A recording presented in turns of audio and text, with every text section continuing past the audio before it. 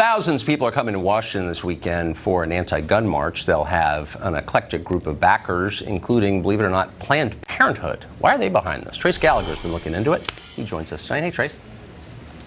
Hi, Tucker. The primary March for Our Lives demonstration will happen this Saturday in D.C. with sister marches across the country. The anti-gun event is being billed as for the kids, by the kids, meaning survivors of the Stoneman Douglas High School shooting. But the group acknowledges the kids have brought in support to help ensure the march is successful. That support is a compendium of gun control and progressive organizations, including Everytown for Gun Safety, the Brady Campaign to Prevent Gun Violence, Planned Parenthood, and MoveOn.org. The March for Lives Action Fund is a 501c4 nonprofit that does not have to disclose its donors, though it is already publicly noted that Oprah Winfrey, George Clooney, Steven Spielberg, Jeffrey Katzenberg, and Gucci have each donated $500,000. Others are being asked to donate anonymously. Some of the money will go to the families of the victims of the Parkland school shooting, and some will pay for the march. The funding of other projects won't be known for months.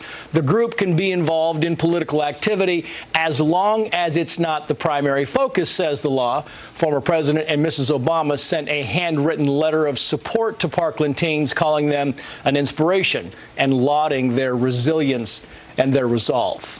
Tucker. Thanks a lot, Trace. Appreciate it.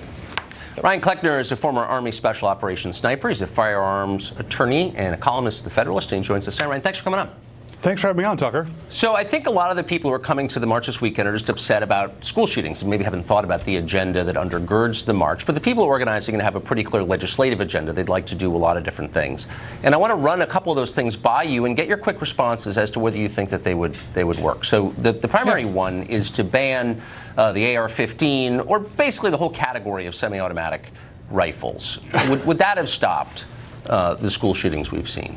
No. So criminals don't obey laws. The definition of a criminal is somebody who doesn't obey a law. Banning an inanimate object will not solve these problems. So, for example, the Maryland shooting yesterday didn't involve an AR-15. Virginia Tech, he used pistols. The Fort Hood massacre, he used pistols. 9/11, they used box cutters. The tool is not the problem. I mean, when you want to talk about tools, look at the Austin bombings that we just solved today. Bombs are already illegal. It didn't stop the bombings from happening. But wait, but we know, because I saw it on CNN like all week, that high-capacity magazines are the core problem. So when we ban those, obviously this will end, right? Of course, because during the assault weapons ban that started in 1994 and sunsetted in 2004, it did nothing to stop violent crime. In fact, today's levels of violent crime are 50% lower than they were at their peak in 1997, right in the middle of the same ban that banned those so-called dangerous high-capacity magazines. Well, that doesn't make sense, because I know that places with strict gun control laws are much safer.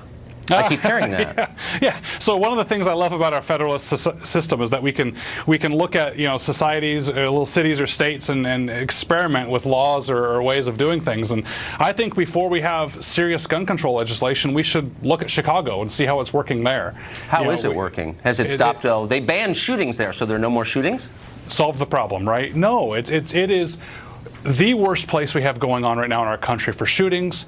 We have not only just shootings, but violent crime. And Tucker, that's another problem, is I don't know why we're focusing on shootings so much. Yes, they're horrible, they're bad, but we should be worried about violent crime. And when I talk to, and I'm trying to debate with an anti-gunner, one of the first things I'll ask them is, look, are you really trying to stop gun violence, or are you trying to stop all violence? And if they answer gun violence, okay, I get it. They're just trying to ban guns. But if they want to stop all violence, okay, let's have a serious discussion. Because just getting rid of guns, yes, maybe the use of guns will go down if you banned them. But just like Australia, your violent crime is either going to stay the same or go up because you have a bunch of unarmed victims. So what about, one idea that seems to be gaining traction among even some Republicans is the idea of banning gun purchases under the age of 21. That doubtless would solve the problem. You're either an adult at 18 or you're not. I think we need to make that distinction first before we even get to guns. And I get it that Democrats want younger voters because as people grow up, they tend to stop voting Democrat. But if you can be tried as an adult in a criminal case at 18, if you can join the military at 18, if you can enter into legal contracts at 18, then you're an adult. You should be able to buy a firearm. But let's just pretend that we're going to raise it to 21, and we're going to raise all the ages for all those things I just mentioned to 21 years old.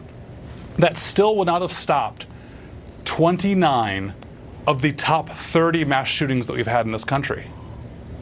Well, I'm beginning I'm beginning to think maybe there's another agenda here, and it's not just about stopping school shootings. Right, and thank you for injecting some reason into this. It's been sorely lacking, so I appreciate it. Thank you.